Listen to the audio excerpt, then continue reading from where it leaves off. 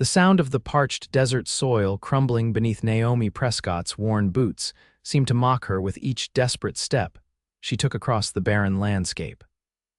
The year was 1878, and 3 days without water had turned her journey across the Arizona territory into a death march. Her cracked lips bled as she stumbled forward, her vision blurring under the relentless summer sun. When she spotted the weathered wooden structure of an old well in the distance, hope surged through her veins like cool water, giving her the strength for one final push. Naomi had left behind everything she knew in Boston after her father's passing left her with nothing but debts and painful memories.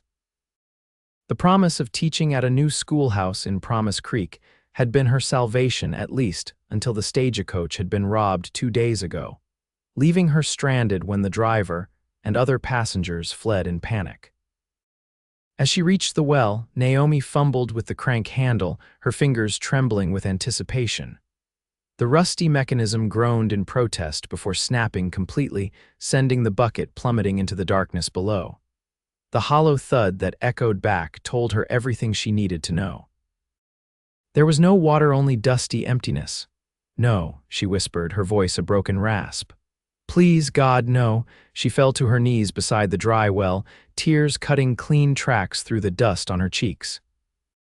The elegant blue traveling dress that had once been her pride was now torn and filthy, much like her shattered dreams. With the last of her strength ebbing away, Naomi closed her eyes, her consciousness slipping into merciful darkness. Miles away, Preston Blackwell guided his stallion along the ridge, overlooking the vast expanse of desert. At 28, he'd already lived several lifetimes' worth of adventures and hardships. The scars that marked his sun-bronzed skin told stories of bar fights, cattle rustlers, and the 3 years he'd spent fighting in the war before returning to carve out his place in this unforgiving land. Preston pulled his hat lower to shield his eyes from the harsh glare as he scanned the horizon. Something unusual caught his attention, a splash of blue against the endless brown and red of the desert floor. He squinted, trying to make sense of it. When recognition dawned, he didn't hesitate. "Come on, Thunder," he urged his horse, steering him down the ridge. "Someone's in trouble." As Preston approached, the shape became clearer. A woman collapsed beside an old well he knew had dried up years ago. His heart pounded as he dismounted and rushed to her side. Her skin was hot to the touch, her breathing shallow. "Madam," he called, gently turning her onto her back. "Can you hear me?" Her eyelids fluttered but didn't open. Her lips were cracked and bleeding, her face sunburned and covered in dust. She was in the advanced stages of dehydration. She wouldn't last much longer without water. Preston looked around desperately. His own canteen held only a few precious swallows, nowhere near enough. The nearest water source was his own ranch, a good 5 miles away. He made his decision instantly. "Hold on," he murmured, though he knew she couldn't hear him. "I'll be back." He carefully moved her to the meager shade of the well's structure, using his bandana to shield her face from the sun. Then, mounting Thunder, he spurred the horse into a gallop, racing against time. The journey to his ranch seemed endless, but Preston pushed Thunder harder than he ever had before. When they finally arrived, he didn't waste a second, filling a bucket from the pump and leading his exhausted horse into the barn. "Sorry, boy," he said, removing his wide-brimmed hat, "but someone needs this more than we do." He filled his hat with water, careful not to spill a drop, then mounted Thunder again. The ride back was a delicate balance between speed and caution, the precious water sloshing dangerously with each stride. By the time he reached the well again, his arms ached from holding the hat steady, but most of the water remained. The woman hadn't moved. Preston knelt beside her, setting his hat down carefully. He lifted her head gently, bringing a cupped handful of water to her lips. "Drink," he urged softly. "Slowly now." At first there was no response, and cold fear gripped his heart. Then her lips parted slightly, and he carefully let a small amount of water trickle into her mouth. She swallowed reflexively, then coughed. "That's it," he encouraged. "Just a little at a time." Her eyes fluttered open, revealing irises the color of the summer sky. Confusion clouded her gaze as she tried to focus on his face. "Who?" she whispered hoarsely. "Preston Blackwell, madam," he replied. "Drink a bit more, then we'll talk." Over the next hour, Preston patiently helped her drink, never giving her too much at once. As the water revived her, color slowly returned to her cheeks. "Thank you," she finally managed to say, her voice still rough but stronger. "I'm Naomi Prescott." "What on earth are you doing out here alone, Miss Prescott?" Preston asked, refilling his cupped hand with water. Between sips, Naomi explained about the stagecoach robbery, how she'd been separated from the others and tried to find her way to Promise Creek on foot. Promise Creek. Preston shook his head. "That's more than 20 miles from here. You're lucky to be alive." "Lucky you found me," she corrected, attempting a weak smile that still managed to transform her face. Preston helped her to her feet when she felt strong enough to stand. "My ranch is about 5 miles from here. Can you ride?" Naomi nodded, though uncertainty flickered across her features. "I think so." "I'll help you," he promised, gathering his now empty hat and placing it back on his head. He lifted her onto Thunder's back before mounting behind her. As they rode toward his ranch, Naomi leaned against his chest, her exhaustion evident in every line of her body.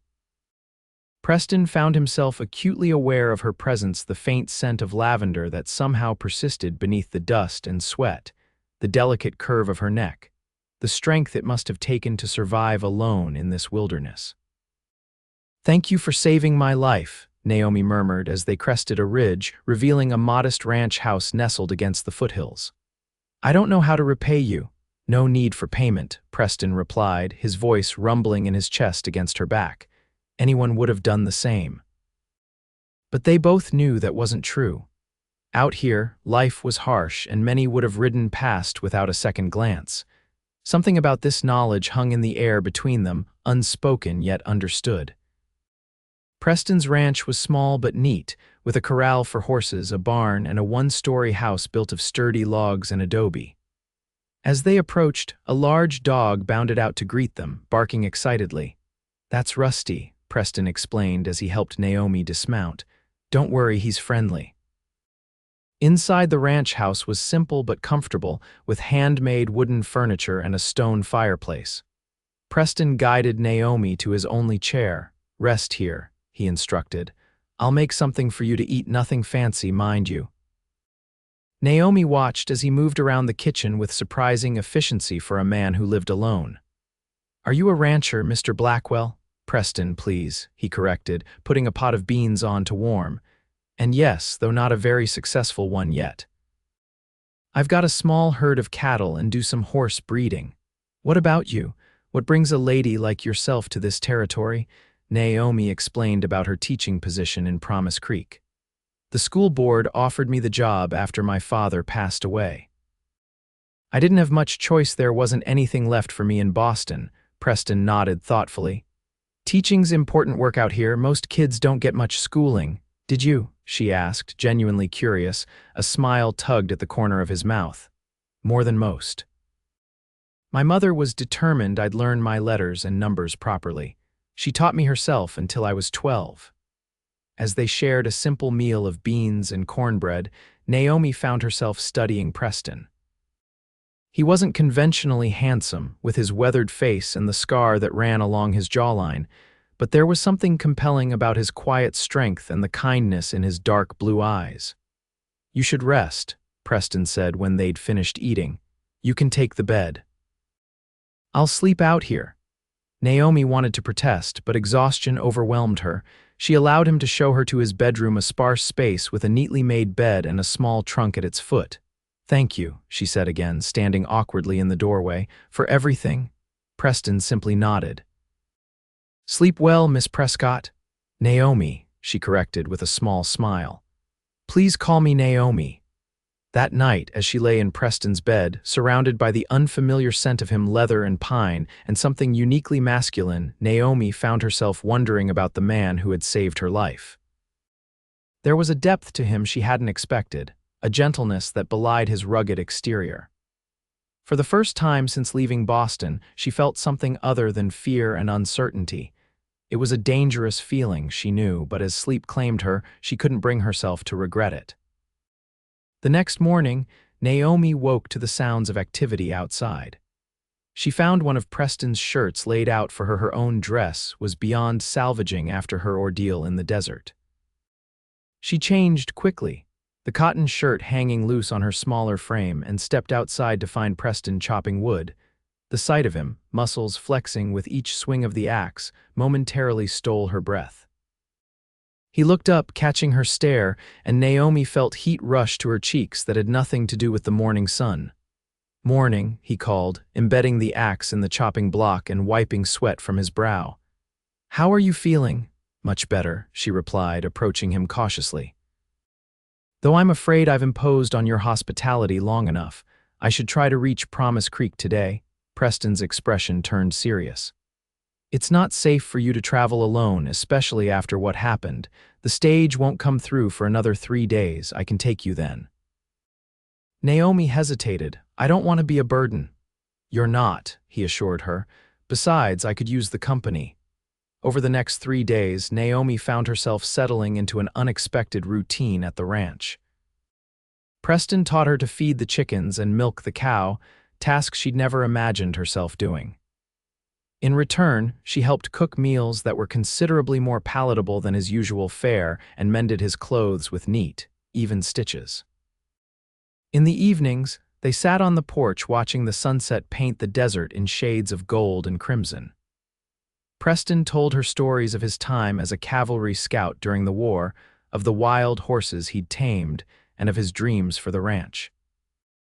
Naomi shared memories of Boston, of teaching children their letters, and of the books she loved. On the second night, as they sat side by side on the porch steps, their shoulders nearly touching, Naomi found the courage to ask about the scar on his jaw. "Apache raid," he explained, his fingers unconsciously tracing the jagged line. "I was 16. They killed my father and took our horses. I was lucky to survive." "I'm sorry," Naomi said softly, resisting the urge to reach out and touch the scar herself. Preston shrugged, but his eyes held shadows. "It was a long time ago. This territory demands its pound of flesh from everyone eventually." "Is that why you live alone out here?" she asked. Because of what happened, he was quiet for a long moment, his gaze fixed on the darkening horizon. "Partly," he admitted finally. "And partly because I'm not much for town living. Out here, things make sense. It's honest, at least." Naomi nodded, understanding more than she would have thought possible a week ago. The vast emptiness of the desert had terrified her at first, but now she was beginning to see its stark beauty, its uncompromising truth. "What about you?" Preston asked, turning to look at her. "Will you stay in Promise Creek once you've settled in? It's a rough town." Naomi considered the question. "I don't know," she answered honestly. "I came because I needed to start over, but I hadn't thought beyond that." Something unspoken passed between them then, a recognition of kindred spirits despite their different backgrounds. In the fading light, with the first stars appearing overhead, Naomi felt something shift inside her, a door opening to possibilities she'd never considered before. On the morning they were to leave for Promise Creek, Naomi found Preston at the corral, saddling Thunder and another, gentler mare.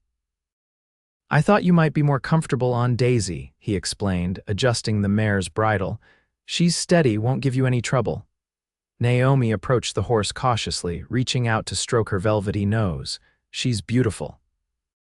Preston watched her with an expression she couldn't quite decipher. "She suits you," he said simply. The journey to Promise Creek took most of the day, with Preston leading them along trails Naomi would never have found on her own. They rode side by side when the path allowed, talking easily about everything and nothing.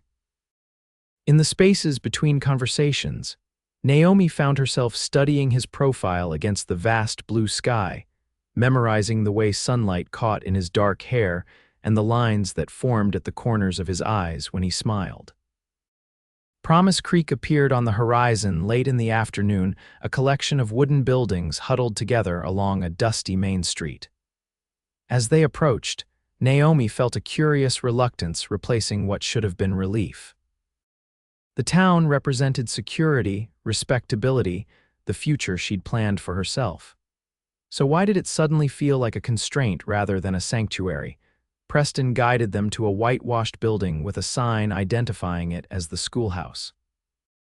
Beside it stood a small cottage that Naomi presumed would be her living quarters. "This is it," Preston said, dismounting and offering his hand to help her down from Daisy. Naomi took it, her fingers lingering in his warm grasp longer than necessary. "Yes," she replied, unable to keep a note of wistfulness from her voice. An older woman emerged from the cottage, her face lighting up when she saw them. "You must be Miss Prescott. We were beginning to worry when you didn't arrive on the stage. I'm Mrs. Thompson, head of the school board." Introductions were made, and Mrs. Thompson explained that school would start in 2 weeks, giving Naomi time to settle in. Throughout the conversation, Naomi was acutely aware of Preston standing slightly apart, his expression unreadable when Mrs. Thompson excused herself to fetch the cottage keys. Naomi turned to Preston. "I suppose this is goodbye," she said, hating how formal her voice sounded. Preston nodded, his eyes meeting hers with an intensity that made her breath catch. "I suppose it is." "I cannot thank you enough for what you did," Naomi continued, desperate to say something meaningful but finding only platitudes. "You saved my life." "Anyone would have done the same," he repeated his words from their first meeting, though they both knew they weren't true. Mrs. Thompson returned with the keys, and suddenly there was nothing left to say. Preston mounted Thunder, tipped his hat to both women, and turned his horse back toward the trail. Naomi watched him ride away, a hollow feeling expanding in her chest until it threatened to consume her. The cottage was charming, with its own small garden and simple but comfortable furnishings. Mrs. Thompson showed her around, chattering about the town and the children Naomi would be teaching. But Naomi found it difficult to focus, her thoughts repeatedly straying to a ranch 5 miles from a dry well and the man who had brought her water in his hat. The following days passed in a blur of preparations. Naomi arranged her classroom, met parents and prospective students, and tried to integrate herself into the community. Everyone was kind, if somewhat reserved, and she knew she should be grateful for the welcome. Yet each night, as she lay in her narrow bed, Naomi found herself listening for the sound of hoofbeats that never came. She told herself it was foolish she barely knew Preston Blackwell. Their brief connection had been born of extraordinary circumstances, not any real compatibility. She was a schoolteacher, educated and refined despite her reduced circumstances. He was a rancher, rough-hewn and solitary by choice. What future could there possibly be in such an unlikely pairing? A week after her arrival in Promise Creek, Naomi was arranging books on the schoolhouse shelves when she heard the door open behind her. Assuming it was Mrs. Thompson with more supplies, she didn't turn around immediately. "You can put those on the desk, Mrs. Thompson." "I'll sort through them shortly." "Not Mrs. Thompson," came a familiar deep voice that sent her heart racing. Naomi whirled around to find Preston standing just inside the doorway, hat in hand, looking uncharacteristically uncertain. "Preston," she breathed, unable to hide her delight. "What are you doing here?" He took a step forward, then stopped as if unsure of his welcome. "I brought something for your students," he said, gesturing to a wooden crate beside him. "Some slates and pencils, figured they might be useful." Naomi crossed the room, touched by the thoughtfulness of the gesture. "That's incredibly kind of you, thank you." Preston nodded, his eyes never leaving her face. "How are you settling in?" "Well enough," she replied, not quite meeting his gaze. "Everyone has been very welcoming." An awkward silence fell between them, heavy with unspoken words. Naomi gathered her courage. "Would you like some tea?" she offered. "My cottage is just next door." Relief flickered across his features. "I'd like that." In the cottage, Naomi busied herself with the kettle, acutely aware of Preston's presence as he stood examining the small collection of books she'd unpacked. "You read Shakespeare?" he asked, surprise evident in his voice. Naomi glanced over her shoulder. "Yes, do you?" Preston's lips quirked in a half-smile. "My mother had a volume of his collected works. It was one of the few books we owned. I've read Hamlet more times than I can count." This unexpected revelation delighted Naomi. "Which is your favorite play?" "The Tempest," he answered without hesitation. "There's something about Prospero's island wild and magical, but ultimately a place of redemption." Naomi stared at him, seeing him anew. This man who had ridden miles to bring her water in his hat, who lived alone in the vastness of the desert, contained depths she was only beginning to fathom. They talked for hours, the tea growing cold as they discovered shared passions and complementary differences. When the sunlight began to fade, Preston reluctantly rose to leave. "I should go," he said, though his eyes said something else entirely. "It's a long ride back." Naomi walked him to the door, neither of them mentioning when they might see each other again. At the threshold, Preston turned to her, his expression serious. "Naomi," he began, then faltered. "I'm not good with words, not like in those books, but I've been thinking about you, more than thinking." Her heart hammered against her ribs. "I've been thinking about you too," she admitted softly. Preston's hand came up to gently touch her cheek, his calloused fingers surprisingly tender. "I know I have no right to ask anything of you. You have a good life waiting here with respectable people. I'm just a rancher with not much to offer."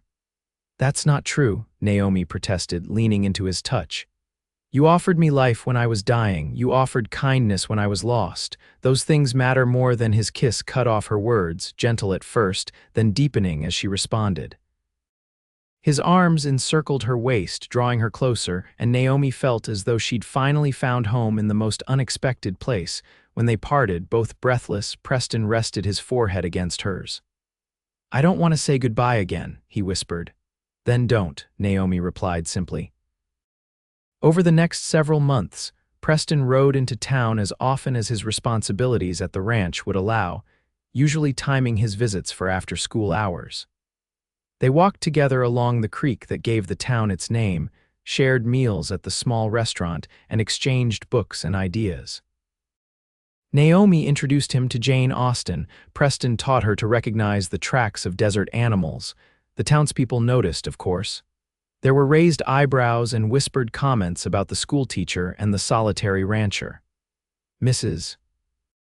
Thompson took Naomi aside one day to express concern about her reputation. "A schoolteacher must be above reproach, Miss Prescott," she cautioned. "Mr. Blackwell is a decent man by all accounts, but rather unsuitable for someone in your position." Naomi listened politely but remained unmoved. She had found something precious and unexpected in this harsh territory, and she wasn't about to let it go for the sake of propriety. As winter approached, bringing cooler temperatures to the desert, Preston arrived at the schoolhouse one Friday afternoon with an unusual request. "I'd like to show you something tomorrow," he said as they walked toward her cottage, "if you're willing to ride out to the ranch with me." Naomi agreed readily, curious about what he had in mind. The next morning, he arrived with Daisy saddled and ready, and they set off together across the desert that no longer seemed so alien to her eyes. At the ranch, Preston led her past the house toward a grove of trees she hadn't explored during her previous stay. As they approached, Naomi gasped in surprise. A small, clear spring bubbled up from the ground, creating a pool of water surrounded by greenery that seemed miraculous in the arid landscape. "It's beautiful," she breathed, kneeling to trail her fingers through the cool water. "I had no idea this was here." Preston knelt beside her, watching her face rather than the spring. "It's fed from an underground river, never runs dry even in the worst droughts." Naomi looked up at him, struck by the significance. "Like the well where you found me," she said softly. "Except this one has water." "Yes," he agreed, taking her hands in his. "Naomi, I've been thinking about that day a lot, about how finding you changed everything for me." Her heart began to race as she recognized the serious intent in his eyes. "Before you, I was just existing out here, getting by day to day," Preston continued. "But now I want more. I want to build something, create something meaningful." He paused, drawing a deep breath. "I want to build a life with you if you'll have me." Tears blurred Naomi's vision as joy welled up inside her. "Are you asking me to marry you, Preston Blackwell?" A smile transformed his face, making him look younger, unburdened. "I am. Though I know it would mean giving up your position at the school, leaving town." "Yes," she interrupted, squeezing his hands tightly. "My answer is yes." Their wedding, held that spring, was a simple affair at the ranch, attended by a few friends from Promise Creek and neighboring ranches. Naomi wore a new dress of pale blue that matched her eyes, with wildflowers in her hair instead of a veil. Preston, scrubbed clean and wearing his best shirt, looked at her as though she were the most precious thing he'd ever seen. The years that followed brought both joys and hardships, as life on the frontier always did. The ranch prospered under their joint care, Naomi's organizational skills complementing Preston's practical knowledge. They expanded the house, adding rooms as their family grew to include 2 daughters and a son who inherited their father's quiet strength and their mother's love of books. Naomi never returned to formal teaching, but she ensured their children received an education equal to any they might have gotten back east. In time, other ranching families began sending their children to learn from her, and the Blackwell Ranch became known as a place of both physical and intellectual nourishment. On their 10th anniversary, Preston surprised Naomi with a gift, a proper well, stone-lined and covered, built next to the spring. "So no one ever has to suffer from thirst on our land," he explained as he showed it to her, his arm around her waist. Naomi leaned against him, remembering the desperate woman who had collapsed beside a dry well all those years ago and the cowboy who had ridden miles to bring her water in his hat. "It's perfect," she said, turning to kiss him, "though I'm rather grateful for that dry well now." Preston's laugh rumbled deep in his chest. "As am I, my love, as am I." As they walked back to the house, hand in hand, with the sounds of their children's laughter floating on the evening breeze, Naomi reflected on the strange paths that life sometimes took. She had come to this territory seeking merely survival after losing everything. Instead, she had found a love as enduring as the land itself, and a happiness more profound than she could ever have imagined in her previous life. That night, as they lay together in the darkness, Naomi traced the familiar scar along Preston's jaw with gentle fingers. "You ever regret it?" she asked softly. "Finding me that day, bringing me water when you could have just ridden past?" Preston caught her hand and pressed a kiss to her palm. "Not for a single moment," he replied with absolute certainty. "That day I thought I was saving your life. I didn't realize you would be saving mine as well." In the years that followed, their love story became something of a legend in those parts: the schoolteacher who fell to her knees beside a dry well, and the cowboy who rode miles to bring her water in his hat. But for Naomi and Preston, it was simply the beginning of a life built on mutual respect, shared dreams, and a love that, like the hidden spring on their land, never ran dry.